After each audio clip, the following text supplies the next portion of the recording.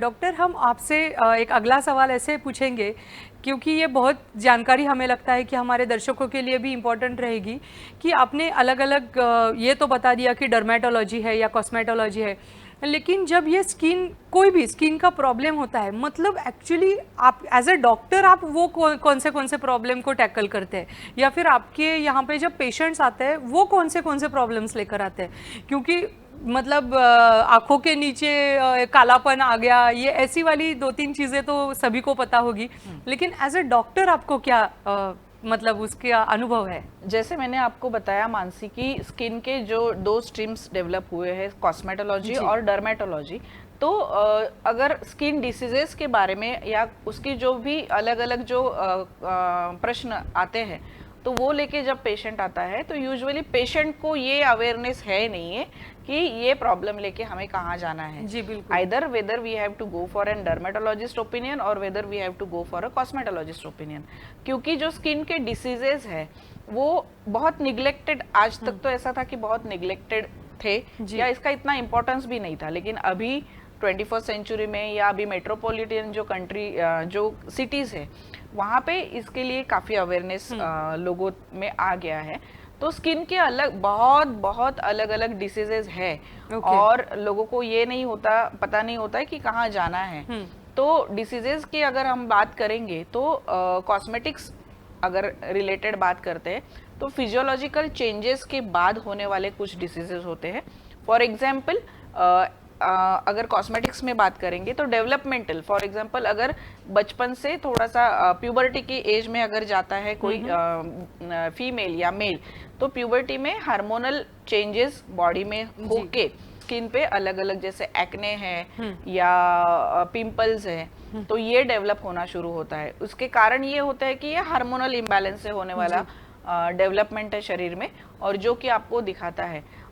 मानसी, ये सवाल लेने से पहले मैं थोड़ा सा आपको एक जानकारी, थोड़ा इन जनरल, की स्किन की टाइप्स क्या होती है। जी मैम। यूजुअली हमने जो देखा है कि स्किन पूरे शरीर में कवर करने वाला एक सबसे लार्जेस्ट ऑर्गन है हमारे शरीर का, सबसे बड़ा ऑर्गन, जो कि बहुत महत्वपूर्ण कार्य करता है शरीर के लिए। एक तो है कि ये सेंसेशन, स्किन एक सेंसेशन ऑर्गन है जो कि हमें टच, पेन, प्रेशर, ये सब चीज़ों का सेंसेशन कराता है। दूसरी चीज़ ये कवरिंग स्ट्रक्चर है, जो कि ब्लड वेसल्स है, नर्व्स है, बोन्स है, मसल्स है, इनको एक प्रोटेक्टिव कवरिंग एक पूरे शरीर में देता है। जो कि तीसरी चीज़ ये है कि ये कवरिंग होने के कारण जो एक्सटर्नल इन्वायरमेंट है उसमें जो कुछ पोल्यूशन है या अल्ट्रा यूवी लाइट है या सनरेज है, इसके अगेंस्ट ये स्किन हमारी बॉडी को प्रोटेक्ट करता है। तो ये एक प्रोटेक्टिव कवरिंग है हमारे बॉडी का। दूसरी चीज बहुत इंपॉर्टेंट कि स्किन हमारी थर्मो रेगुलेशन मतलब क्या, कि ये टेम्परेचर मेंटेन करने में, बॉडी का जो टेम्परेचर है वो मेंटेन करने में हेल्प करता है। फॉर एग्जाम्पल अगर आप देखेंगे तो विंटर सीजन में ठंड बहुत होती है, तो बॉडी को वार्म रखने के लिए हेल्प ये स्किन करती है कि विंटर के अगेंस्ट हमारी बॉडी रेजिस्ट कर पाए, वो विंटर जो हीट है, जो ठंड है वो रेजिस्ट कर पाए। इसके लिए ये बॉडी हमारी जो वार्मनेस है वो मेंटेन करती है। अगर आप देखोगे तो विंटर्स में हमें स्वेटिंग ज्यादा होता नहीं है, राइट, बिकॉज क्योंकि ये वाटर कंटेंट जो है वो बरकरार रख के जो ठंड है उससे प्रोटेक्ट करने के लिए ये काम करता है। वैसे ही अगर आप धूप काले में देखेंगे तो स्वेटिंग बहुत होता है। तो ये क्यों होता है कि ये स्वेटिंग करके ये जो एक्सटर्नल हीट है, ये एक्सटर्नल हीट को प्रोटेक्ट, स्किन एक्सटर्नली प्रोटेक्ट करने के लिए जो हीट की जो वार्मनेस है वो कम करने के लिए स्वेटिंग करता है, जो कि मॉइस्ट रहेगी स्किन, और मॉइस्ट रहेगी तो ये हीट का जो प्रभाव है वो हमारे बॉडी पे या स्किन पे मेंटेन रहे और उसका एडवर्स इफेक्ट कहीं ना हो। तो इस तरीके से दूसरी चीज ये भी है कि अगर कोई भी बीमारी या एक्सटर्नल इन्फेक्शन कोई होता है तो टेम्परेचर डेवलप होता है। वो टेम्परेचर मतलब या स्किन का ही टेम्परेचर, नॉर्मली 37 डिग्री फ़ारेनहाइट ये हमारे बॉडी का नॉर्मल तापमान जो कि स्वस्थ मनुष्य में हमेशा रहता है। लेकिन अगर कोई बीमारी होती है तो ये टेम्परेचर बढ़ जाता है, वो ये इंडिकेट करता है कि हमारे शरीर में कहीं ना कहीं इन्फेक्शन है।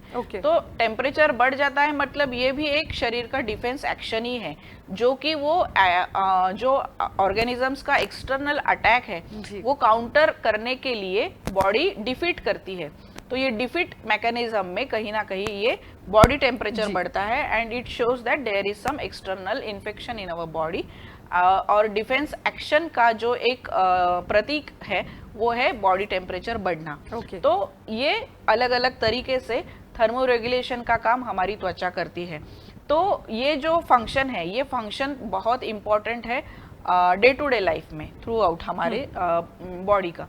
तो जब ये मैंने जो डिसीज के बारे में बात की, कॉस्मेटोलॉजी में हम लोग देखते हैं एज वाइज अलग अलग डिसीजेस डेवलप होते हैं। प्यूबर्टी में जब बच्चा आता है, जब बढ़ता है तो हार्मोन्स डेवलप होना शुरू होता है। फीमेल्स में एस्ट्रोजन डेवलप होते हैं, बच्चों बॉयज में टेस्टोस्टेरोन डेवलप होना शुरू होता है। तो ये हार्मोन्स कहीं ना कहीं स्किन पे उसका इफेक्ट दिखाता है। थोड़ा सा ऑयलीनेस बढ़ता है जब एस्ट्रोजन और प्रोजेस्टेरोन ये जो हार्मोन्स है इनका डेवलपमेंट अगर होगा तो स्किन का जो है ऑयलीनेस बढ़ता है और इसके कारण फिर एक्ने हैं या पिंपल्स है ये डेवलप होते हैं। आप थोड़ा सा ऊपर फर्टिलिटी एज में अगर जाते हैं, फीमेल्स या मेल्स कोई भी, तो इसमें भी अगर फर्टिलिटी एज में चाइल्ड जहाँ पे हम लोग को रिप्रोडक्टिव सिस्टम डेवलप हो चुकी होती है वहाँ पे अगर कंसेप्शन के लिए अगर कोई कपल चांस लेता है, अगर नहीं होता है, फिर हार्मोनल अगर ट्रीटमेंट एक्सटर्नली लेते हैं उसमें कहीं ना कहीं आपको इन्फेक्टिव पिंपल्स डेवलप हुआ देखने को मिलता है। जैसे 40 इयर्स की एज तक हम लोग जाते हैं, 40 इयर्स में जब कोई इंसान जाता है तो फिर से वो पीएमएस की तरफ, फीमेल्स में अगर देखेंगे तो पीएमएस मतलब प्री मेंस्ट्रुअल सिंड्रोम की तरफ जाता है। उसमें स्किन की इलास्टिसिटी थोड़ा सा कम होना, स्किन शैगिंग होने की स्टार्टिंग होती है।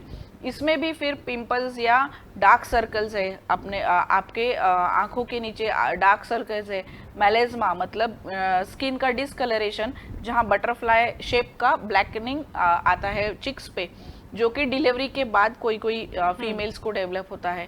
फिर ओल्ड एज में स्किन टोन कम होना, स्किन शैगिंग होना मतलब स्किन की इलास्टिसिटी कम होना। तो ये सब जो मैंने जो डिस्कस किए हैं ये डिसीजेस हम लोग कॉस्मेटोलॉजी में देखते हैं और इसकी ट्रीटमेंट भी हम लोग कॉस्मेटोलॉजी व्यू से करते हैं। जी डर्मेटोलॉजी ये बहुत वास्ट स्ट्रीम है।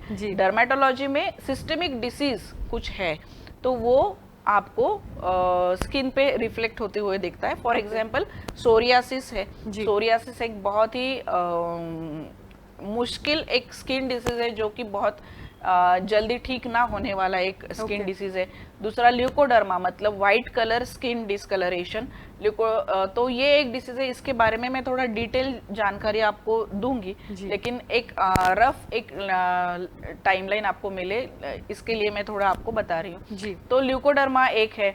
देन रोजियासिस, रोजियासिस मतलब कि स्किन का red patches on the skin.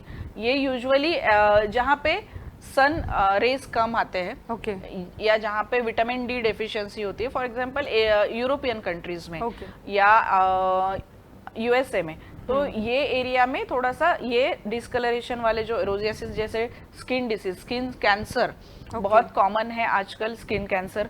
तो ये अलग अलग जो पैथोलॉजी वाले डिसीज होते हैं ये हम लोग डर्मेटोलॉजी में कंसीडर करते हैं जी। और इसकी ट्रीटमेंट भी जैसे स्ट्रीम है उस हिसाब से फिर अलग अलग डिसीज वाइज उसकी ट्रीटमेंट होती है। तो जैसे मैंने आपको बताया कि अकॉर्डिंग टू द स्ट्रीमलाइन हम लोग ये जो अलग अलग स्किन के डिसीजेज है वो डिवाइड करके फिर उसकी अलग अलग हम लोग ट्रीटमेंट करते हैं। जी जी धन्यवाद मैम।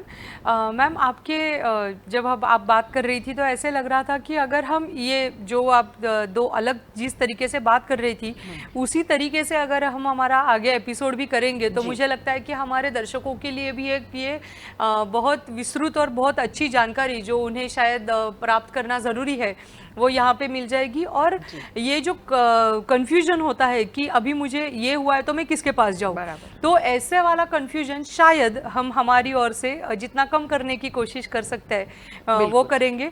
लेकिन जैसे आप कह रही थी कि ये थोड़ा सा एलैबोरेटिव टॉपिक है, तो जब ये टॉपिक ही इतना बड़ा है तो हमें लगता है कि एक एपिसोड में तो ये ख़त्म नहीं होगा। तो हम दर्शकों आपसे पुनः मिलेंगे नए एपिसोड में। और मैम आपको विनती करते हैं कि आप हमसे जुड़ी रहिए नेक्स्ट एपिसोड में भी, और हम इसी के बारे में आगे चर्चा जारी रखेंगे। धन्यवाद मैम, आज के एपिसोड के लिए आपने समय दिया, इसके लिए धन्यवाद। और दर्शकों हम आपसे पुनः मिलेंगे अगले एपिसोड में यही चर्चा को आगे बढ़ाते हुए। तब तक के लिए नमस्कार। नमस्कार।